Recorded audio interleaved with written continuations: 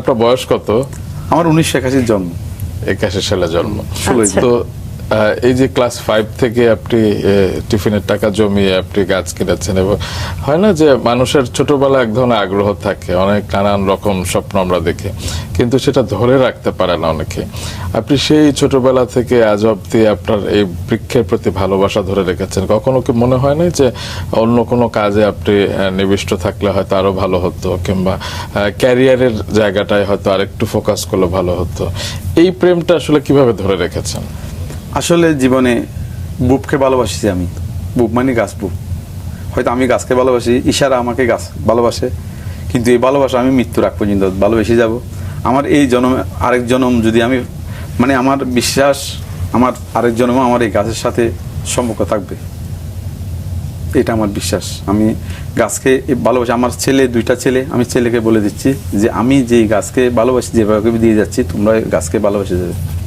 আর গাছকে ভালোবেসে তো আমি সুখী। আচ্ছা, আমি তো কোনো রকম আমি টেনশন বুক করি না আমার পরিবার নিয়ে। আমি ডাল ভাত খেলে আমি সুখী আছি। বাহ।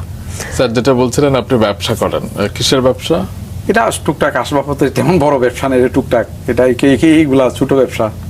আচ্ছা স্যার, আবার যদি একটু পিছন দিকে যেতে চাই, আপনি ওমানে গিয়েছিলেন কাজের সূত্রেই কি সেই যাওয়াটা?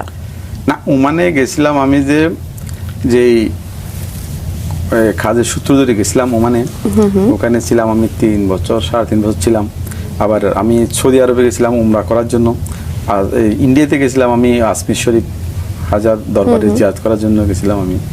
3 জায়গাতে, 3 দেশে আমার যাওয়া হয়েছে, সৌভাগ্য হয়েছে। 3 জায়গাতে আমি বৃক্ষ নিয়ে কথা বলেছি, কিছু না কিছু কথা বলেছি, আমি মানে ভূমিকা রেখেছি। আচ্ছা স্যার, আপনি দেশের বাইরে যেহেতু গিয়েছেন, বাংলাদেশের মাটিতে যে গাছ লাগানো এবং দেশের বাইরে যে সব জায়গায় আপনি গিয়েছেন, আপনি কি মনে করেন যে বাংলাদেশের সেই সম্ভাবনাটা কতটুকু বেশি? না, আপনি তো একটা গুরুত্বপূর্ণ কথা বলছেন যে বিদেশে একটা গাছপালা মানে একটা মানুষ পালা, রাইট। আর আমাদের এখানে বাড়ির আঙিনায় একটা গাছ রুখে দিলাম, হয়ে যায়। বিদেশে এরকম না। আমি একটু বিদেশের কথা বলি। আমি কিছুদিন আগে যখন সৌদি আরবে গেলাম, মদিনা শরীফের মদিনা শহরে নিম গাছ দেখলাম কতগুলা। আমি মদিনা শরীফ থেকে আসা যাওয়ার পথে ওই নিম গাছ থেকে ডেলি 2বার পানি দেয় একটা লোকে। যখন আমি জানতাম চাইলাম যে তুমি কয় আমার কাজ শুধু এগুলাই করা, দেখেন কত টাকা একটা গাছের পিছনে ওনারা ব্যয় করতেছে। যেমন ওমানে দেখলাম একই অবস্থা। তাহলে আমাদের দেশে তো তেমন করতে হয় না। আমাদের দেশে আমাদের যেমন আরেকটা কথা বলি, আমরা সবজি কাটিং করি না, সবজির কিছু কাটিং আমরা ফেলে দিই না, ওইগুলা যদি আমরা গাছে